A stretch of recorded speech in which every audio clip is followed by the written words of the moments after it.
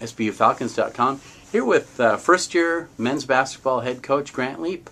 Coach, first year, your thoughts on getting the head coaching job and how things gone so far? It's been great so far. We've had, with the 10 returning guys that we have and then adding the 5 guys that we did, the energy in the practice sessions that we've had, the conditioning sessions we've had in the weight room has been terrific. And the guys have really embraced the change. They've been able to come and work hard every single day that we've been in there. And we feel like we're in a good spot and getting a lot of things accomplished. Well, let's talk a little bit about your schedule. Very ambitious schedule as always. There are 4 playoff teams from last year on that. Mm-hmm. Just generally, what are your thoughts on this year's schedule? And I think with the way that the playoff system is set up in Division II, you have to challenge yourself with a difficult schedule. A lot of the schedule was done before the transition took place, which is fine.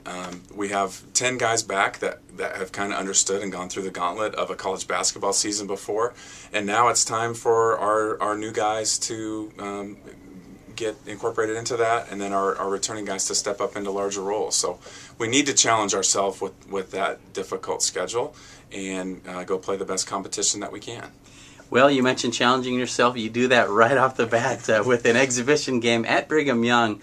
Your thoughts on playing a tough D1 team like that? I think our guys welcome that challenge, and we've had a lot of success in the past playing some Division I teams, and it's been games that have been very good for us, whether it's games that we've won, Arizona, Eastern Washington, Nevada over the years, or games that we've lost, whether it's been Idaho, BYU a few short years ago, Stanford. They've always been a good test for us right off the bat. It allows us to find out quite a bit about ourselves, our competitive nature, things that we need to work on and improve at.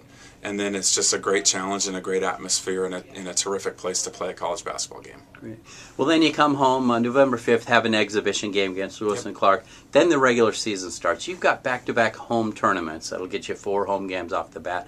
How important is it for this team to play at home and maybe get comfortable with such a big transition? It's really important. And like you said, the difficulty of our schedule is there. And it starts right away on the 11th and 12th of November with Humboldt and Hilo. We have, again, a group of guys that have been, 10 of them have been through this. Now we've got to incorporate these new guys. And for them to be able to kind of see right off the bat what the level of play is going to be in the GNAC and in the West region, it's going to be really important for setting us up going into our conference season and then the rest of our tournaments that we have in the non-conference. Then your first counting road games, real interesting wrinkles in this tournament down at Azusa. First night you play the host, Azusa Pacific. Mm-hmm. That's the team that knocked the Falcons out of last year's NCAA tournament. Thoughts on that matchup? Yeah, that's always a tough matchup, and I think we've played them maybe every year but one that they've been Division II. So we've gotten to know them very well, things that they run, their style of play. So that's always a tough and competitive game that we're looking forward to that one. Then the second game is a neutral site matchup against Point Loma Nazarene. That is where Coach Ryan Looney, who is here at Seattle Pacific, is coaching now. How will the dynamic of that encounter be? It's going to be fine, and it's always an awkward situation to start with the familiarity that exists from our program to him and the things that he likes to run, but then also from him into our program with our personnel. So that's always an interesting dynamic, but such is the nature of the game, and sometimes those situations are unavoidable. It'll be a fun matchup. Having worked for him for 7 years, I learned a lot and got some great experiences that have set me up to be where I am today. So we'll go out and we'll play our best game. Great. Then conference play starts at home this year with Simon Fraser and Western Washington. What are your thoughts on this year's GNAC play? As it's shown, the GNAC is always one of the toughest leagues in the country, Division II. And I thought we had incredible depth last year. I'm expecting that to be the same again this year. There's just no nights off in our league, and we need to come ready to go. It's nice to be able to start at home and hopefully get off to a good start in conference play. But there's so many quality teams in our conference. It'll be a challenge the whole way. Great. Well, let's talk a little bit about your team. Last year's 5 regular starters have departed. They were all seniors, but there are several players who have starting experience.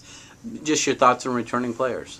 Yeah, Will Parker, our senior class first. Will Parker, Joe Rasmussen, Olivier Palbetu. those are all three guys that we're counting on, and they're going to need to step up into bigger roles and more consistent roles. Then we have a good mix of returning guys, whether it's Sam Simpson in the junior class, Coleman Wooten, Nathan Streufert in that sophomore group. Those are guys, again, they've had some game experience, and now it's time to be able to step up into a greater role and a more consistent role. And then we need some of our freshmen to kind of have a quicker learning curve than a typical freshman would.